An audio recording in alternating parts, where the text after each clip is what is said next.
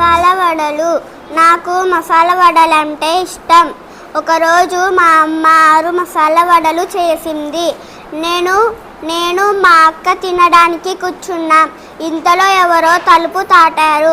అమ్మ తలుపు తీసింది. ఒక ఎలుక ఉండేది.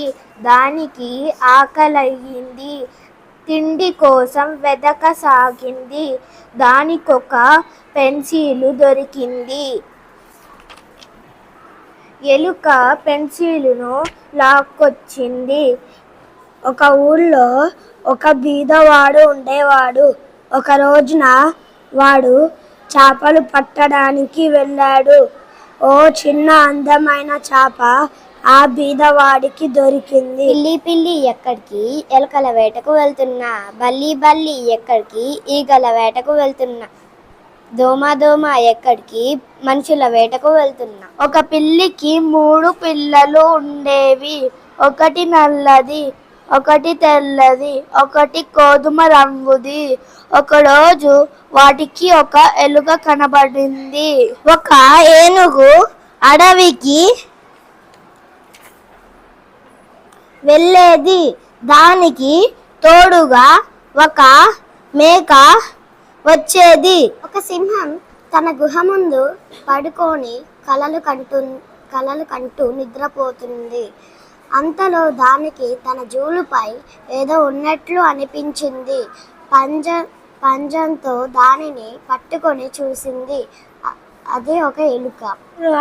అప్పుల పుల్లయ్య, లక్ష్మమ్మ అనే భార్య భర్తలు ఉండేవారు. పుల్లయ్యకు తెలివి తక్కువ, ఆకులెక్కువ అని చుట్టుపక్కల వాళ్ళు ఎగతాళి పట్టించేవారు. ఒక వేటగాడు కొండ ప్రాంతంలో పులిని తరుముతున్నాడు. పులి అతను బారి నుంచి తప్పించుకున్నది. పరిగెత్తుకుంటూ ఒక నది తీరం చేరుకున్నది. అనగనగా ఒక ఊరిలో ఒక పేద ముసలామె ఉండేది.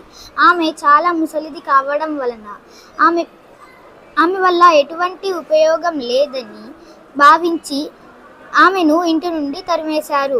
ఏ దిక్కు లేని ఆ పేద ముసలామె భగవంతుణ్ణి ఇలా ప్రార్థించేది. ఓ భగవంతుడా, నన్ను నీ దగ్గరకు తీసుకుపో.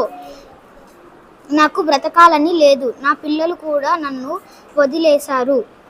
అనగనగా ఒక అడవి. ఆ అడవిలో ఒక కుందేలు. ఆ కుందేలు లోనికి కాలు ఒక చోట విరిగింది.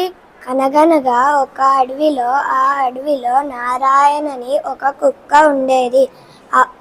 ఒకరోజు కుక్క అది పెళ్లి చూపులకు బయలుదేరింది. దారిలో ఒక చిరుత పులి కనపడింది.